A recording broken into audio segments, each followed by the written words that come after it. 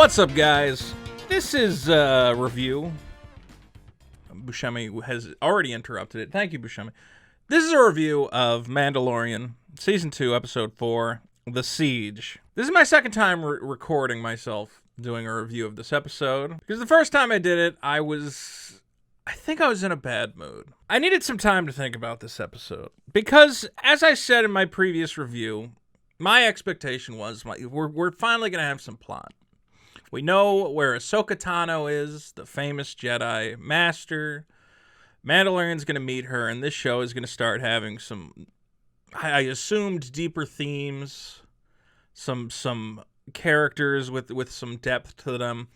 Obviously, that's not what has happened. We have The Siege, an episode about the Mandalorian getting his spaceship fixed.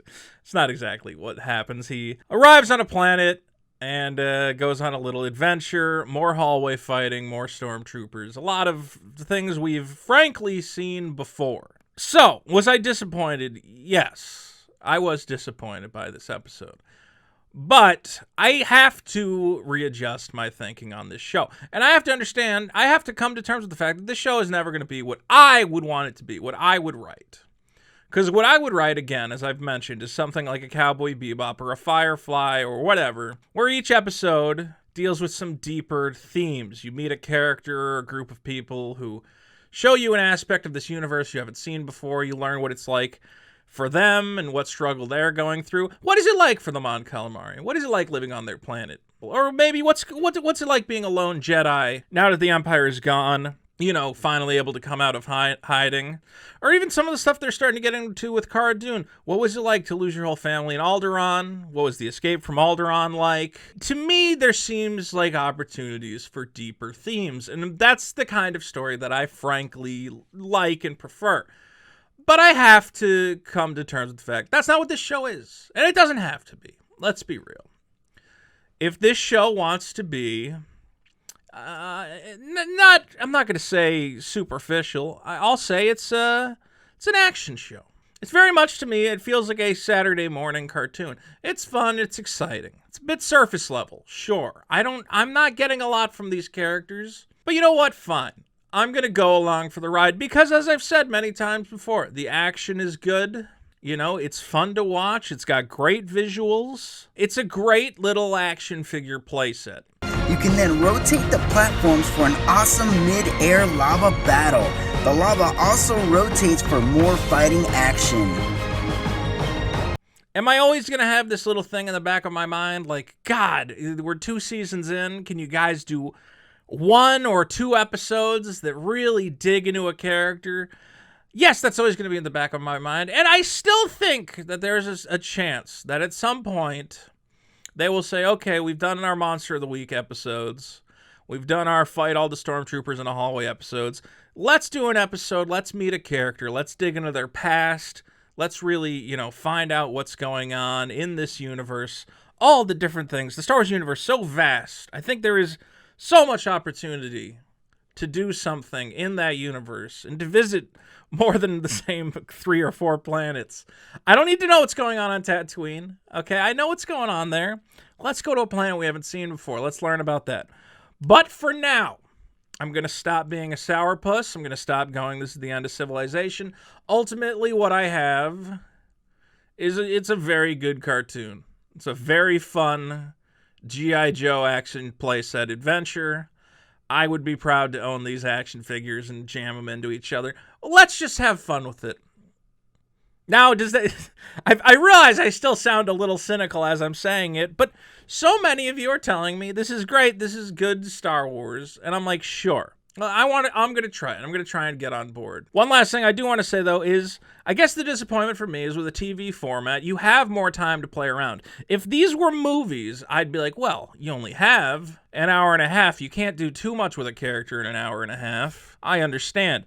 I feel like TV gives you the time to play around, and it doesn't feel like Disney is, really limiting these guys. So, a missed opportunity. Let's put it that way. Anyway, let's quickly go through this episode, talk about what I liked, what I didn't like. I liked when we started off, Baby Yoda is seeming less helpless now. He seems to be They have a little communication. Now, it's not great. Obviously, it goes wrong. He tries to tell Baby Yoda how to plug in the wires. Doesn't work out. But I like the idea that this kid is not going to stay a stupid, helpless baby forever. Who knows? It might even start talking at some point. Good. I think this is a good direction to take the Baby Yoda. And I'm happy to see Carl Weathers again, who actually directed this episode. I'm happy to see Cara Dune again. Some people are saying this is maybe setting up for a Cara Dune spin-off series.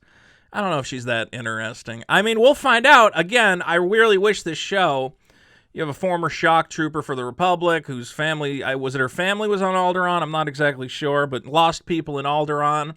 There is something to explore there. I would not mind doing a flashback episode or something. I do say every time she's on screen, and she has too much hair. She's fighting these guys. I'm like, how can you even see what's going on the right side, the right half of you? You got so much hair on that side. All you're seeing is hair as you're fighting. So they got to go to an Empire base. And again, I call this an action figure show. But Star Wars is an action figure universe, let's be clear. Because what does the enemy base have? It's got a giant power core at the center of it that blows up the whole thing. Every Empire base, every Death Star or whatever else, they always got to put an unguarded power source at the center of it to make sure at any point someone can sneak in and blow the whole thing up. I don't completely understand why you decided to bring the fat blue guy back as comic relief from the first episode. I was like, did you write this episode? And you're like, we need a fat guy to add some jokes to this one. We need a goofy, bumbly Gus. Well, I'm afraid of heights and heat and lava. How about if I put you back in carbonite? Get over there. I wonder if that's playing into, maybe he's going to be part of this spin-off Cara Dune show they're writing. I don't know. One thing I will say that I did like about this episode, a critique I had of the last episode, was that the Empire, you got to have a scary Empire. I want to be afraid of stormtroopers. This episode did have some of the problems in the hallway fights where, I'm like, yeah, they're stormtroopers. They're going to get ruined. Nobody's ever going to get shot. Have the blue guy get shot. He seems like cannon fodder. You don't got to kill him. Just wound some people, for the love of God. But when they did do the speeder bike chase, which, again, this was the saving grace of the episode for me. The speeder bike chase looked fantastic. There were a couple times you could tell the troopers were CG. It kind of stood out to me. But otherwise, it looked really good. Otherwise, it did trick my eye. Again, though, as they're coming down the canyon, two of them, like, slam into a rock right away. I'm like, just have some troopers who are, like, so good. Don't show them crashing at all. I know it looked cool, and it did look cool. And if it was any other, group of bad guys, it would have been like, yeah, okay, interesting little thing. But I just want the Empire to be competent. I think it will make the action that much more enjoyable and interesting for everyone if we look at the Empire and we go, oh, God, it's more troopers. Who knows what's going to happen? As opposed to our characters are covered in so much plot armor, they can run down a hallway and get shot 100 times and nothing happens. Stop with that. But here the Empire is scary. I mean, we get to the point where they take out the guys on the speeder bikes, but then the TIE fighters come in and you're like, oh, God, yeah, they clearly have the advantage here. And even when they do take out a TIE fighter, it takes out their main gun. It looks like they're really in trouble. And then you get a great scene, of course, of Mando in the ship. That was what was great about this, was Star Wars has such great technology. It was funny because we were talking about it on, I don't know, Discord or something. We're talking about the space horses from Rise of Skywalker. And I'm like, what makes Star Wars so interesting is all the technology. Because it is like World War II, where you're building new tanks, new weapons, constantly trying. It's an arms race. And just being able to see all the different weapons, like what would happen if this, troop carrier went against a TIE fighter. I don't know. There's something much more interesting about that than horses. Because they could have done, a standard dogfight. They could have done another hallway fight. But they sat down and they're like, what about speeder bikes? And what about TIE fighters introduced into the mix? Very interesting stuff. So, overall, this episode, I am disappointed that we are on this planet watching Yoda eat cookies and getting our spaceship fixed. That's not doing anything for me. But the action is solid. I am enjoying the action. I keep giving this show more chances because I think there's something here. I feel like they're taking far too long to get to it. We're midway through the second season, and I can't think of one episode that I would go back and be like, that's a classic episode where I learned a lesson. I can think of classic Star Trek TNG episodes. I can think of classic Cowboy Bebop episodes that will stick in my mind forever. And right now, I don't have any episodes like that for Mandalorian, because Mandalorian, every adventure seems like a throwaway adventure. There are no real lasting repercussions that I can think of. But I want to feel like it's coming, And until then, okay, I'm strapped in. I'm along for the ride. Ladies and gentlemen, thanks for watching my review. Sorry, again, that I'm not the most positive person in the world, but I'm trying. I'm trying to have an open mind. And I understand that this is a time of great health crisis. And some of us just want a bit of fun in our lives. Fine, I'm down. Let's do it. Let's have some fun with the show. And if the show starts to acquire some heavier themes, that's going to be my medicine. But until then, hey, I'm on board for the ride. If you liked it, leave a comment. Don't forget to subscribe. And we got more cool videos coming soon. Take care of yourselves, guys.